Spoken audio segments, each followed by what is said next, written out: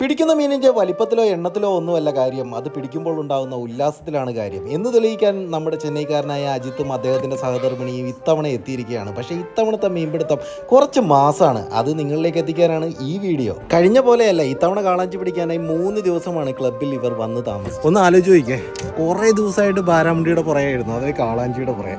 ഇവിടെ hook remove ആയിട്ടോ, landing net perfect landed ആണ്.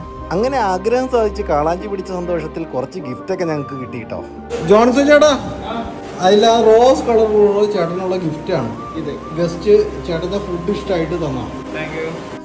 ആനി ചേച്ചിക്ക് ഗിഫ്റ്റ് ഗസ്റ്റ് തന്നാ. ആനി ചേച്ചിക്ക് കൊടുത്തേണേ.